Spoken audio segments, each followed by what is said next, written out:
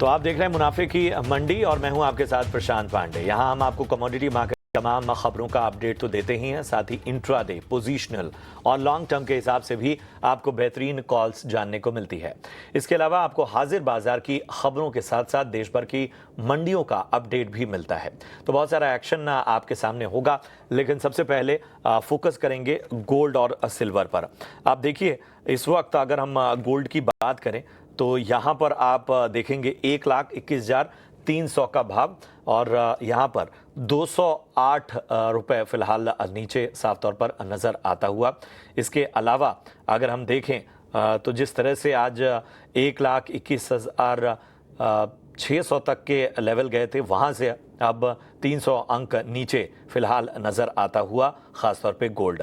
अगर हम सिल्वर की बात करें तो सिल्वर में जो है वो लेवल्स इंपॉर्टेंट तो हैं, मतलब अभी भी देखिए 1,48,250 के पास नज़र आ रहा है और 1,48,750 के आसपास से नीचे फिसलता हुआ ये नज़र आया। लेकिन जाहिर सी बात है, इस वक्त लगभग एक प्रेशर तो है, लेकिन कहीं ना कहीं अभी भी इंपॉर्टेंट लेवल्स को थामने की कोशिश भी चल रही है। चलिए ज़रा कॉमिक्स पे भी देख लेते हैं कि क्या स्थिति है फिलहाल।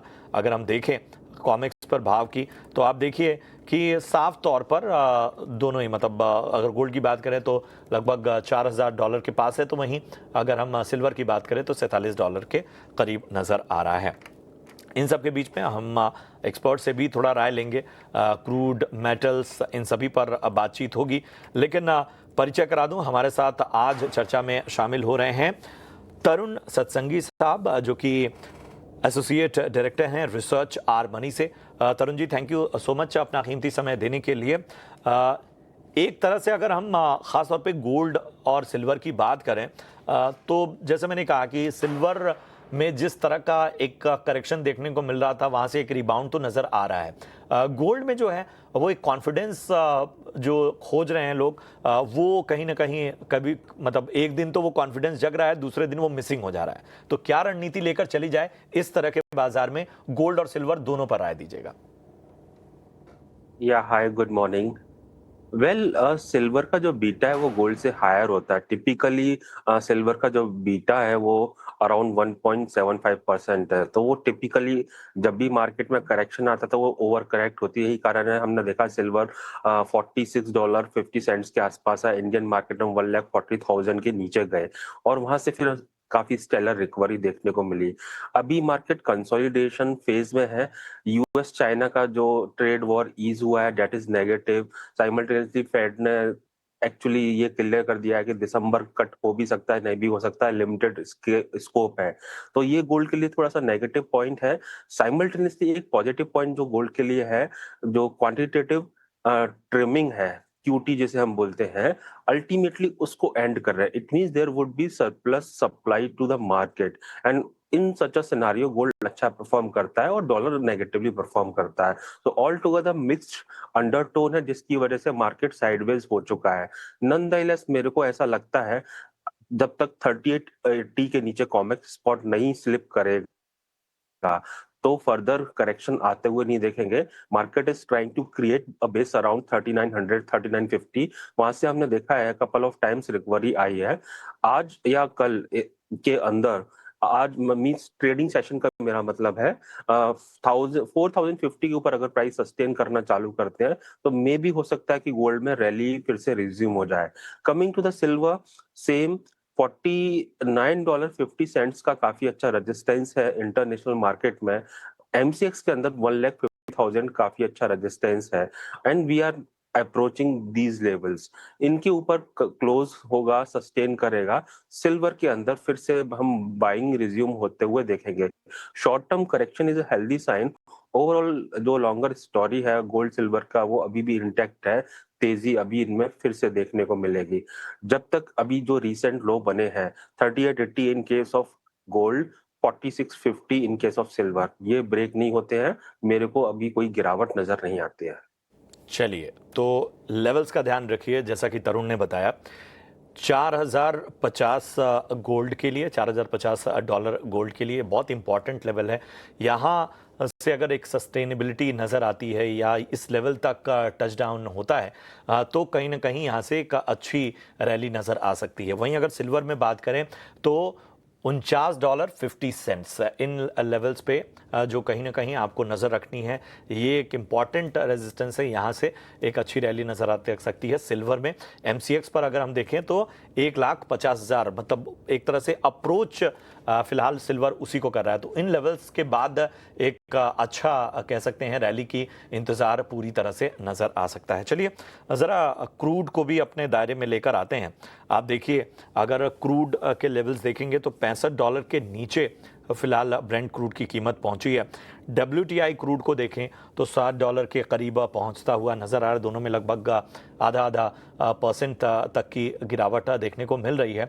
तरुण जी, क्रूड को लेकर क्या रणनीति रखी जाए? और जैसा आपने कहा कि अभी तो ग्लोबली जितना डेवलपमेंट्स हैं उसको ही कहीं ना कहीं फैक्टर इन बाजार करेगा। खासतौर पे क्रूड में तो सबसे बड़ा ये है कि कोई भी बड़ा लीडर कुछ भी वोकल होके कह देता है तो वो उसका इम्पैक्ट देखने को मिलता है। रशिया रिसेंट सबसे बड़ा एग्जाम्पल था, जिस तरह से उन्होंने मिसाइल को लेकर एक अनाउंसमेंट की, और जाहिर सी बात है पिछले दिनों ट्रंप ने कह दिया कि उन्होंने जो न्यूक्लियर प्रोग्राम है उसको फिर से रिज्यूम करने को साफ साफ कह दिया है। तो ये सारी चीज़ें जो है बहुत इम्पैक्ट डालती हैं, और ख़ासतौर पे लीडर्स का कुछ भी कहना क्रूड को।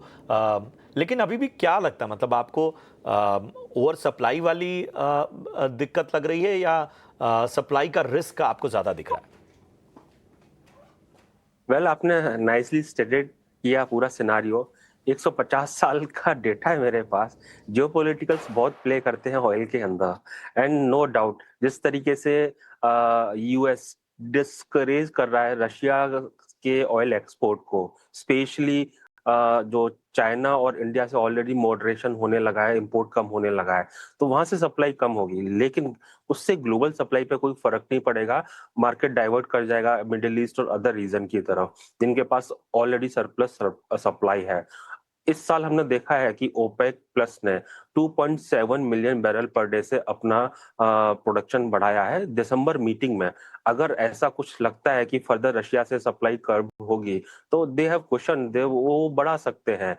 अभी तक तो वो करीबन 1,30,000 बैरल्स पर डे से उन्होंने लास्ट 2 बार बढ़ाया है। दिसंबर के लिए maybe they can opt for higher quota. Well supplied market है, तभी हम देखिए लास्ट वीक बहुत अच्छा रैली आया लो से, लेकिन इस week just reverse of last week हो गया। साइमल्टेनियसली विंटर में यूएस का डिमांड मॉडरेट होगा, तो that is also negative factor. China का डिमांड फ्लैटिश है लास्ट ईयर से, that is also not supporting. तो it's a like well supplied market. थोड़ा बहुत भी सप्लाई क्राइसिस आता है, वो देखे हमने शॉर्ट टर्म इन नेचर होते हैं, तो वो 2-3 दिन का या 1-2 हफ्ते का स्पाइक आया है पिछले 3-4 साल के अंदर। आफ्टरवर्ड्स मार्केट वो अगेन $60-70 पर लौट कर आ जाता है। तो it's a bear market and ultimately sell on rise market. Well supplied है, जब तक कि सप्लाई साइड का स्टोरी रिडक्शन साइड में नहीं जाएगा, कोई भी तेजी आएगी वो सस्टेन नहीं करेगी इसके अंदर। चलिए, तो ये है क्रूड पर राय, और जाहिर सी बात है कि इसमें ग्लोबली जितने घटनाक्रम है, और मतलब आजकल की दुनिया ऐसी हो चुकी है कि हर दिन घटनाक्रम बदल रहे हैं, हर दिन कोई ना कोई लीडर कुछ ऐसा कहता है जिसको लेकर कहीं ना कहीं बाजार उस तरह से रिएक्ट कर रहा होता है। चलिए मैं परिचय करा दूं, हमारे साथ भूपेश शर्मा साहब भी इस चर्चा में शामिल हो रहे हैं। भूपेश जी, थैंक यू सो मच अपना कीमती समय देने के लिए। गोल्ड और सिल्वर दोनों पर रणनीति पहले बताइए, और इनमें से जो भी आपकी कॉल हो, जहां पर आपको लग रहा है कि खरीदारी करके चलने की सलाह है या कोई सेल साइड की कॉल है, तो जरूर बताइए। जी सर, गोल्ड और सिल्वर पे मेरी रणनीति ये रहेगी कि दोनों के दोनों बाजारों के मेजर ट्रेंड की बात करें या जो जियोपॉलिटिकल इश्यू अभी आ रहे हैं, वो मुझे नहीं लगता कि वो अभी इतने आसानी से सॉल्व होंगे। फंडामेंटल्स में मेजर ये रहेगा। बाकी अगर टेक्निकल्स की बात करें तो मुझे लगता है कि टेक्निकल्स में जो मेजर चार्ट के ट्रेंड अभी भी पॉजिटिव बने हुए हैं। मुझे नहीं लगता कि जो रिसेंट के लो बने हुए हैं गोल्ड में 3850 आसपास डॉलर के आसपास के वो पेनिट्रेट होने चाहिए। अपसाइड में मुझे लगता है कि 4150 4250 फिर से समझ आता है। वहीं अगर इंडियन टर्म्स में बात करें तो इंडियन टर्म्स में बाजार में करंट भाव पे भी खरीदारी कर सकते हैं, जिसका स्टॉप लॉस 1.20 के नीचे का रखें, और अपसाइड में 1.22 के लक्ष्य इसमें इनिशियली रहेंगे। 1.22 के ऊपर निकलने पर मुझे लगता है कि बाजार में जो तेजी है उसकी रफ्तार और तेजी से बढ़ेगी, जो 1,23,200 1,24,500 तक दिखाई देती है। वहीं अगर सिल्वर की बात करें तो सिल्वर में करंट भाव पर भी खरीदारी की सलाह रहेगी, जिसमें 1,48,310 का दाम है। इसमें 1,47,400 के नीचे का स्टॉप लॉस प्लॉट करें। अपसाइड में 1,49,200 और उसके ऊपर 1,49,700 के लक्ष्य संभावित रहेंगे। तो एक बार फिर से आपको बता देते हैं, सिल्वर की जो कॉल है वो आप अपने सामने देख पा रहे होंगे। इसमें थोड़ा रिवीजन ये है कि सेकंड टारगेट जो है वो 1,49,000 के ऊपर का है, तो उसको भी ध्यान रखिए। 1,49,700 के आसपास कॉल दी है। पहला टारगेट जो है वो 1,48,750 का है।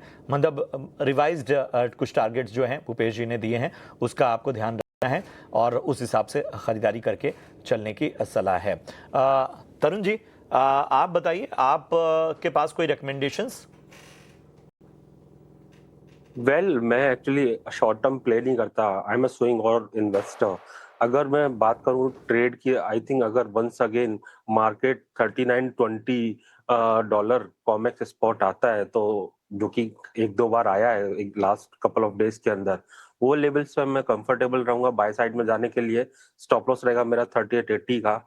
द मोमेंट 1050 क्रॉस किया तो 4050 क्रॉस किया, माफ कीजिएगा, देन 4150 से 4250 हायर साइड पे प्राइस आ सकते हैं।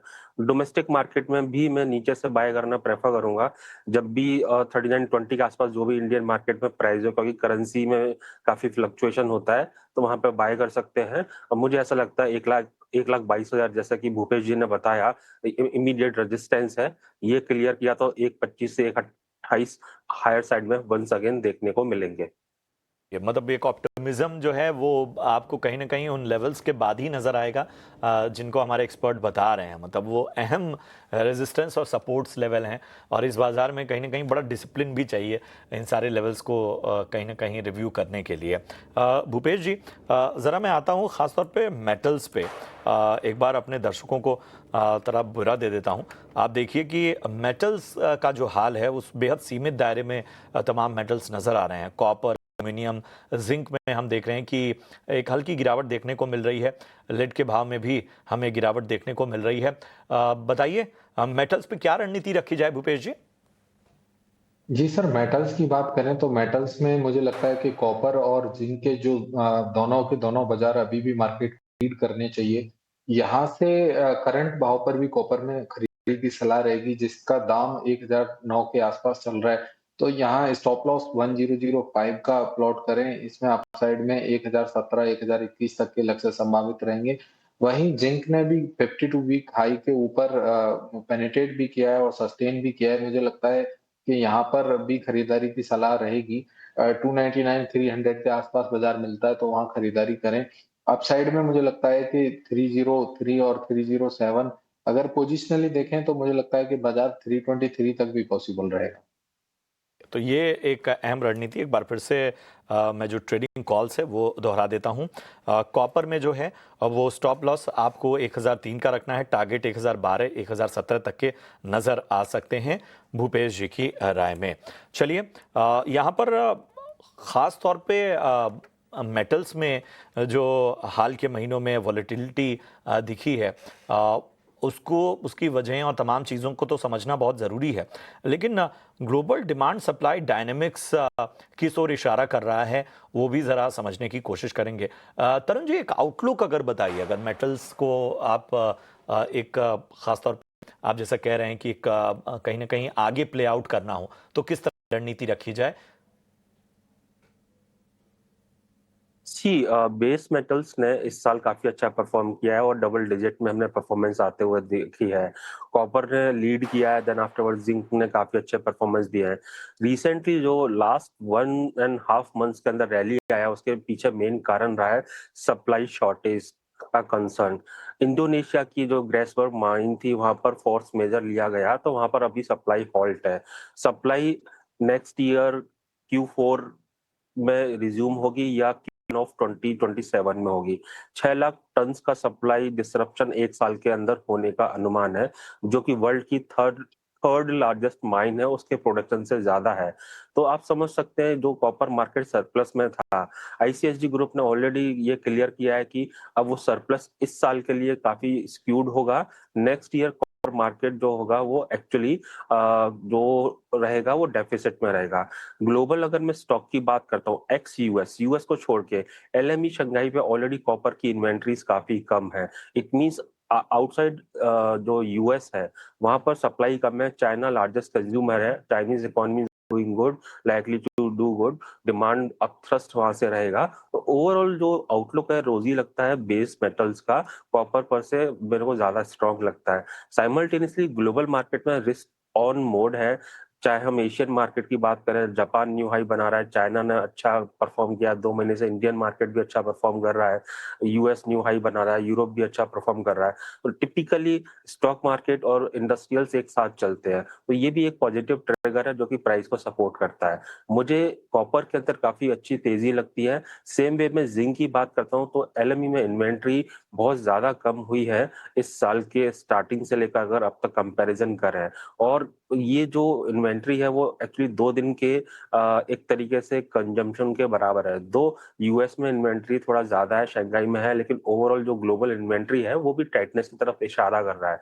तो all together these are the two commodities मुझे लगता है कि अच्छा परफॉर्म करेगी। कॉपर में मुझे लगता है कि अभी 10 से 12% की तेजी देखी जाती है अगले 1 से 1.5 महीने के अंदर। जिंक भी देखिए 300 के ऊपर बेस बनाने की कोशिश कर रहा है इन द डोमेस्टिक बोर्सेस। 300 के ऊपर सस्टेन किया, 312 तो वो शॉर्ट टर्म में ही दिखा देगा। चलिए, तो एक विस्तृत नजरिया तरुण की तरफ से आपको मिलता हुआ, और इस हिसाब से अपनी रणनीति को आप रिफाइन कर सकते हैं। एक छोटे से ब्रेक के लिए हमें रुकना होगा। ब्रेक के उस पार जरा एग्री मार्केट पर भी फोकस करेंगे, और के बाद और लगातार हमने बात की गोल्ड, सिल्वर, बेस मेटल्स, इसके अलावा खास तौर पे अब हम फोकस में लाएंगे खास तौर पे नेचुरल गैस को। आप देखिए आज अच्छी तेजी 3.5% से ऊपर इस वक्त एग्री खास तौर पे नेचुरल गैस नजर आ रहा है। 3.25% तक की तेजी हमें देखने को मिल रही है।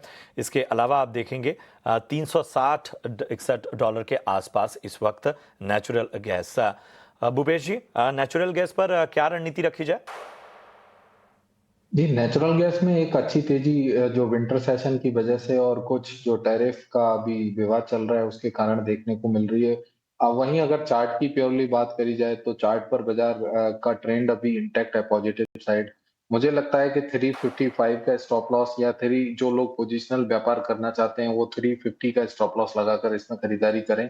370 के एक बार शॉर्ट टर्म के लक्ष्य रहे। अगर 370 के ऊपर बाजार निकलता है तो मुझे लगता है बाजार 400 और 415 तक भी इसमें संभावित रहेगा। तो 350 और 55 जो पोजीशनल ट्रेड लेना चाहते हैं वो 350 का स्टॉप लॉस रखें, अदर 355 का स्टॉप लॉस। यहाँ पर जो है वो 370 तक के लक्ष्य नजर आते हैं। ये लेवल अगर क्रॉस होता है तो आपको 400-415 तक के लक्ष्य नेचुरल गैस में नजर आ सकते हैं। चलिए अब जरा एग्री पर भी फोकस करेंगे, और अगर हम देखें खास तौर पे एग्री में तो जीरे की कीमतों में हल्की तेजी हमें नजर आ रही है। धनिया जो है वो सीमित दायरे में कारोबार हो रहा है। वहीं हल्दी की कीमतों में लगभग 1% की गिरावट है, और सीमित दायरे में ग्वार गम का भी भाव हमें देखने को मिल रहा है। भूपेश जी, जीरे, धनिया और हल्दी, इसमें देखें तो एक तरह का कहीं ना कहीं दायरे में ही कुछ कारोबार नजर आ रहा है। एक आध ऐसा दिन बीच में नजर आया जहां पर एक अच्छी तेजी हमें देखने को मिली थी। जीरे की कीमतों में फिर भी हल्की तेजी हमें देखने को मिल रही है। यहां पर क्या रणनीति रखी जाए? जीरे की जो हार्वेस्टिंग एरिया है वहां पर अच्छी खासी बारिश हुई है। इसके कारण एक फसल में डिले देखा जा रहा है, और वो डिले के कारण भाव में एक तेजी का स्प्रेड देखने को मिला है। मुझे लगता है कि जीरे में अगर डिमांड और सप्लाई की बात करी जाए तो कोई मेजर कोई गैप नहीं है, और सप्लाई देखा जाए तो एम्पल ऑफ सप्लाई जीरे में अभी भी बरकरार है। तो जीरे में जहां तक प्राइसेस की बात करें, हो सकता है भाव यहाँ से बढ़कर 21 या 21,500 के आसपास आ जाए। बाकी मुझे नहीं लगता कि जीरे में बहुत बड़ी तेजी रहेगी। ऊपर में फिर से एक बड़ी सप्लाई देखने को मिल सकती है, जिसमें भाव एक दायरा जो बना रखा है कि 18,500 और 21,500 इस दायरे में ही रहना चाहिए। वहीं अगर टीएमसी की बात करें तो टीएमसी का बाजार भी एक अच्छी तेजी करने के बाद कंसोलिडेट कर रहा है। मुझे लगता है कि टीएमसी के बाजार में कहीं न कहीं 14,200 के ऊपर जब तक चल रहा है, तब तक बाजार काफ़ी पॉजिटिव रहना चाहिए। अपसाइड में 15,500, 16,100 तक के भी लक्ष्य इसमें संभावित हो सकते हैं। चलिए, तो ये तमाम लेवल्स का विशेष रूप से ध्यान रखिए। एक थोड़ा समय और बाकी है। तरुण, मैं आपके पास आना चाहूंगा। नेचुरल गैस पर आपकी क्या रणनीति होगी? टिपिकली मैं इन इन दिनों नेचुरल गैस में ट्रेड अवॉइड करता हूँ, क्योंकि हम देखते हैं नवंबर फर्स्ट वीक में यूएस विंटर कैसा रहेगा, सीजन उसका फोरकास्ट आता है, and then it's a winter commodity. US की विंटर कैसे पैन आउट करती है वो डिसाइड एग्जैक्टली करती है कि विंटर में प्राइस कैसे रहने वाले हैं। ये अभी मेरे को ओवर प्राइस्ड लगते हैं, क्योंकि लीन सीजन है, एक दो दिन की डिमांड से इतने प्राइस शूट नहीं होने चाहिए। एंड अभी भी क्या है, जो टिपिकली विंटर के की मंथ होते हैं वो दिसंबर जैन फेब होते हैं, नवंबर और मार्च मॉडरेट होते हैं। ऑल टुगेदर फोरकास्ट ही ड्राइव करेगा कि कूलर देन नॉर्मल रहेगा या वार्मर देन नॉर्मल रहेगा, then only we will able to take a winter seasons view. And उसके बाद में विंटर में टिपिकली क्या होता है, day to day temperature we need to track, that decide exactly कैसा प्राइस पैन आउट करेगा। मुझे अभी ओवर प्राइस लगता है, I don't want to take any trade in this commodity. Over prized फिलहाल ये नज़रिया आता हुआ तरुण जी की तरफ से नेचुरल गैस पे, और सीजनैलिटी फैक्टर भी है जो खास तौर पे उन्होंने बहुत ही बखूबी बताया। Thank you so much Tarun ji, बहुत बहुत शुक्रिया भूपेश जी इस चर्चा में जुड़ने के लिए और अपनी रणनीति और राय रखने के लिए। फिलहाल इस शो में यानी कि मुनाफा